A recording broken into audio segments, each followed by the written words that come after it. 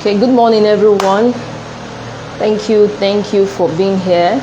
If you're online, just signify right there on the comments that you are here, and if not, if you later come online to listen to this clip, I want you to feel free to drop your comments, okay, so that we can move forward better. Okay, so I brought this topic live because I know a lot of women are going through exactly what I'm about to say, and it's good we say things that could help us out from all these pressures. There are too many pressures around. The truth is that whether you are rich, whether you are in the middle class, whether you are poor, we all have one problem or the other we are solving or we are facing.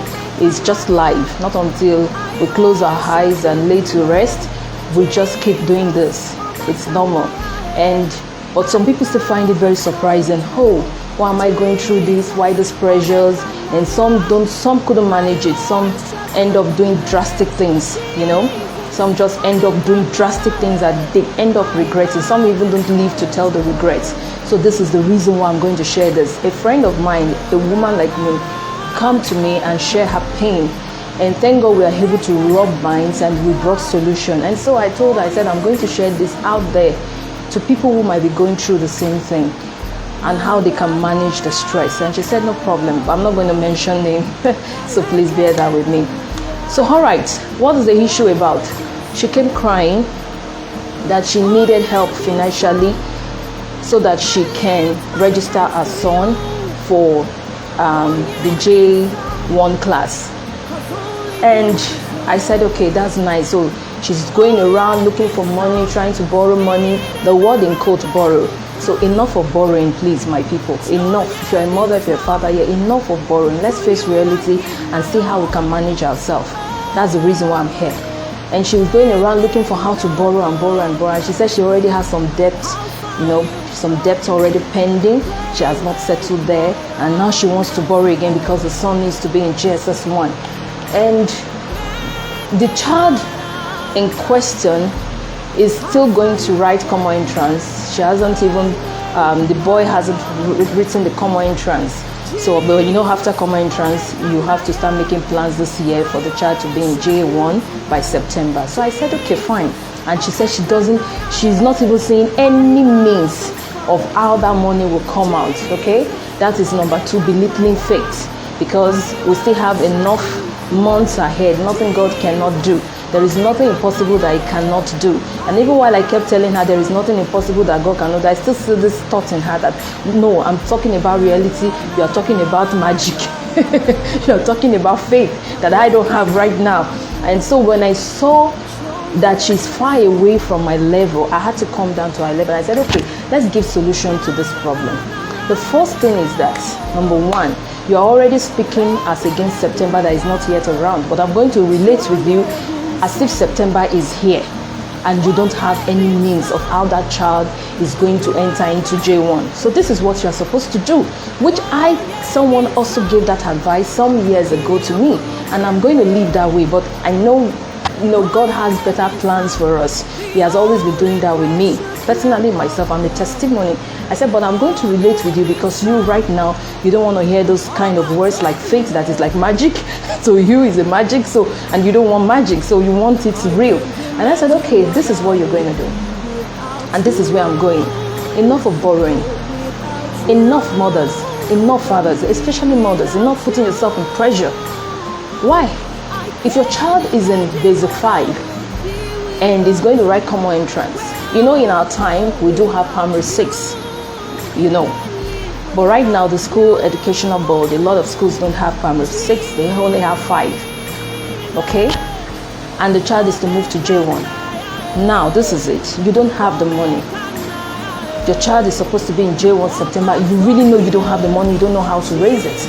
But if they give you next year, by next year, that is 2023 September, you'll be able to gather yourself, for this child to be in J1. Why don't we do something? That's what I told her. I said, okay, if the child writes common entrance, the child don't even know what's happening. He's a boy, fine. He knows his classmates will say, oh, we are going to J1. We are going to this. This is the school my mom said I'm going to go. But when you sit this boy and said, okay, this is it. You are supposed to be in basic 6. but you happen to be in 5 because that's the way the system structures it to be. And you're supposed to be in J1 by September. But right now, I want you to do something, because we are going to put money together so that you can be in J1. For now, I want you to think of what you love doing outside education. Ask the child, what do you love doing? If the child said, okay, mom, away from education, I would have loved to learn drum, I would have loved to learn keyboard, I would have loved to be, to learn visual arts, I would have loved to learn 1 or 2 things. Tell the child that is what I want you to do within the period of this 8 months or 1 year that you will be in J1 by September 2023. And if the child asks, mom, why? I said, no, I want you to just learn something. You know in your heart as a mother that you couldn't raise that money, but you don't need to tell or rub it all over the face of the child, so that the child don't feel scared, as if what's going on in the world I'm thinking is so beautiful around me. So you keep that to yourself, but let the child feel very welcome around things that, okay, I just don't want you to go right now with your mates. I want you to learn this thing because it's going to help you tomorrow. You understand? Because they are child, they don't know what's happening. Of course, it's okay, mom, I like it. And that doesn't stop the child from not being who he is. You can also pick up a lesson teacher that will engage the child at home. The child is at home, the child is learning, the child is also learning something away from education that is a passion for him. Is actually learning 2 things, is gaining 2 things, you are impacting in that child 2 things.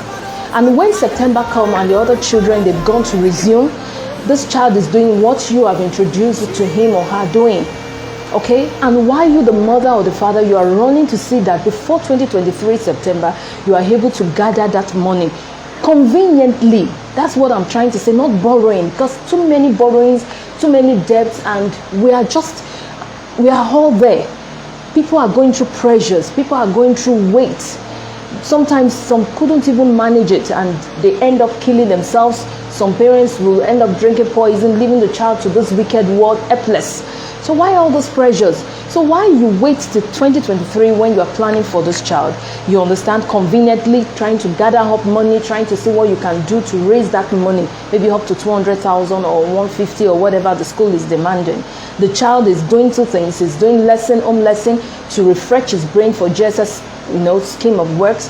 And also he's doing something away from education that he loves to do, something passionable.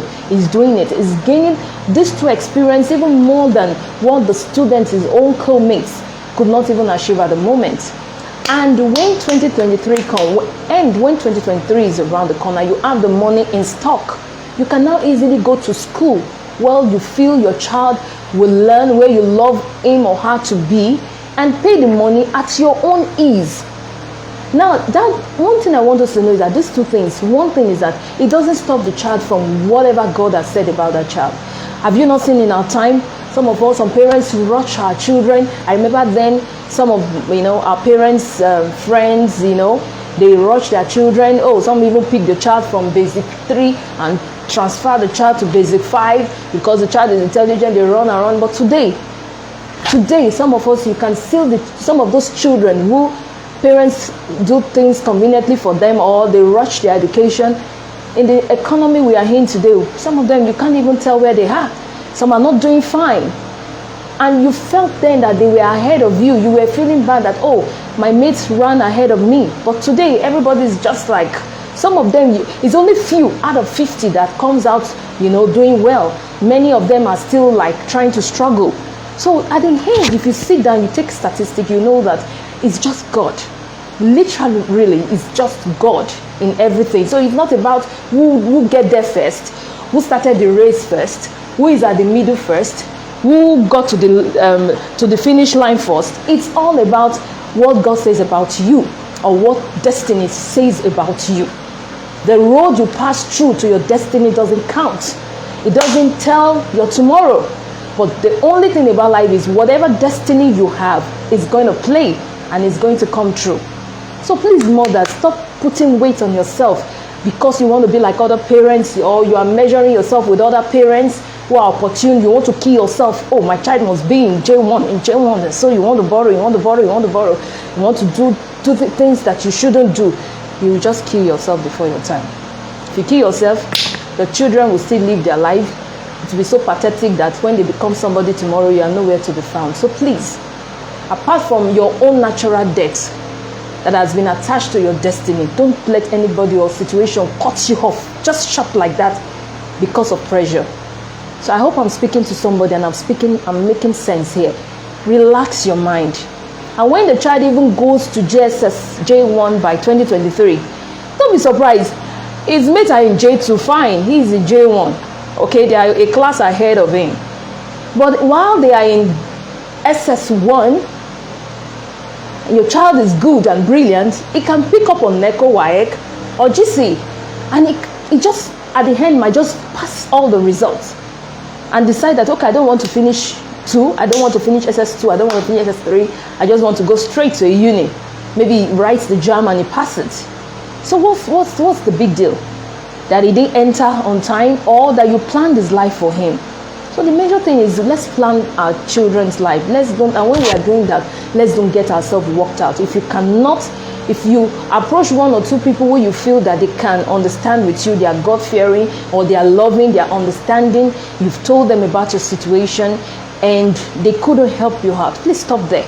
Don't let pressure start creeping in that, oh, this one can't help me, this one can't help me. And so what you want to do now, you want to find way outside your box. You know, some people can find way, as the devil will just come, creep all over your brain and give you way, very devilish way to do things that it will even tarnish you or also affect the next person. Why? You don't need all that. What I'm just saying in simple essence is plan. Sit down and plan and structure the life of that child and get yourself at rest, and don't kill yourself. I have a story of a friend who shared this with me. I'm not going to mention name. She said there was a friend of hers. The husband was doing well, but the child was in SS1. And right there in SS1, the husband was dropped off his work. And they managed till SS2. Things were not getting better. It was just getting worse. The husband is nowhere to get a job, and they were hoping that by SS2 or by a year plus the husband would have been fine, but nothing is working. She too, she's just managing a business. Of course, you know the business world is, if you are just starting business, it's not like those who have advanced in it. You have to keep putting money, and she doesn't have that money, so she's just doing the normal sell in and sell out. So any little money that comes, they use it to run the family daily needs, and it was hell. And when it was SS2, the child is supposed to write and enroll. The mates were enrolling, the boy couldn't. When it was even in that SS2 going to SS3, they couldn't even look for how to raise money to pay the child's school fees. And it was a tug of war. They even went around begging family, friends. Nobody was able to help because everybody has their problem. Like I said, whether you are rich, you are in the middle class, you are poor, everybody has 1 or 2 problems they are solving. And so because the pressure was too much, now decided to sit the boy down. Then the boy is already 18. He's matured in reasoning and told him, this is what is going on with your dad and I. We might not be able to meet up with your WAEC or anything. So for now, we're going to stop you from school, even paying the school fees. Is tug of war because the embarrassment in school was too much. You know, when you can't pay school fees, all the teachers are at the gates. They want to molest you as if you don't know what you're doing. So to stop those embarrassments, she decided that she will stop the boy. And the boy was fine. The boy kind of understood his mom and dad and said, okay, no problem. He stopped the school and they did something. They enrolled the boy at home with just lesson because they know they can fund the lesson payments. The lesson teacher was around 10,000. So they said, okay, they will manage to do that. No, sorry, 5,000 from what the person told me. And they were paying that 5,000 and begged the lesson teacher to please equip their son, okay, for the SS3 classwork and also prepare the son for GC. And while others were in school, well, fine, they were going to school, but this boy was at home, and the boy was a serious boy. So he faced his book, you know, cooperated with the lesson teacher, and did well, you know, in preparing himself for the GC, while the mom and dad were running to see that they put things together, preparing themselves for this boy, you know, future education. And while they were doing that, hoping that maybe God would do something with the job aspect. But as God will have it, the boy prepared for the GC, and the mom asked the boy, what do you love doing? The boy said he loves visual arts. From what the story they told me, and it's a true life story. So they registered this boy. The boy was going to an art store, learning from an artist, all kind of things. So the mom heard about the gallery in Lagos, and so he told the boy that, okay, I'm going to register you there so that you can audition for some of this, your work. You can, display some of your artwork. Now, remember I told you the boy stepped down because they couldn't pay his school fees. And that was going on. The boy they now picked up a form, GC form for this boy. Okay? And he went, write his GC. He was also doing his virtual artwork and all that. So he did a painting and dropped it at the place where he's supposed to showcase his work. Now, 2 testimony came up, and that's what I'm going to share with you. When the result of the boy came out, the GC result, the boy blasted all his results. Came out with good grades, my God. Came out with A+, like blasted all his results. The visual work, the artwork that he drew or something, painted and all that, at the place where the mom told him where they were doing this audition, his own was bought. A foreign body's bought his work. It's a story told to me, and it's a true life story. I learned from that story that day. I told myself there's no need putting pressures on ourselves. It might not be easy relating with this story I'm telling you, but as you think over it, I think it's worth it. Don't get yourself pressured, please, I'm begging you. Don't get yourself pressured to the point of doing things you shouldn't do. At the end of the day, this boy's work was bought at a very good money. That money was able to fund the boy first year in the university. While the boy entered into the university, I'm telling you, great testimony happened. The dad who has been seeking for a job, this is 2 years, remember it's 2 years now, in SS2, and while he was in SS3 he couldn't. So 2 years the boy stayed at home and he made his GC and his artwork was bought. And finally the dad was called back. To the job where they actually implicated him, and they were apologizing and paid him huge amount of money for that damage they done to him. So see the miracle. And the woman was like, she didn't expect this miracle, because if she had gone, with too much pressure on him, maybe I want this boy to be in SS3. Oh, the mates are in SS3, my son cannot be in SS3, going around looking for, maybe from there he would have even got approached from guys who want to sleep with her and said, I will sleep with you, but I will give you the money. Some kind of stories would have come around her life that she might not be able to tell, which would have as well tainted her image, even if she kept it secret for years. So these are ways you can make yourself happy. They live happily ever. So I'm begging us parents, please. I encourage this, my friend, as well on phone. I said, relax your mind. Myself, I'm preparing myself for such. I'm relaxing. But nobody's praying for or preparing himself or herself for any future destiny that is not palatable. But just live each day as it comes. And when it comes, take the solution the way it is with you and enjoy yourself. Make yourself that very day a happy day for yourself. I just hope I'm able to reach out to someone that is there, and I hope that this short message is healing someone's mind now and making someone relax from all the nerves that you or that person is carrying, that can just be, a problem at the end of the day. That might just be something that will affect you in your action, in whatever you do. So just stay relaxed and stop borrowing. I want to beg you, stop borrowing. Live in your means and live it well and live it happy. Thank you very much for staying with me. Share this video as much as you can to help someone out there, and leave a comment to encourage us to do more. Thank you. Stay blessed. This is Speak Your Mind. I am Mrs. Omolara Okudaso. Bye.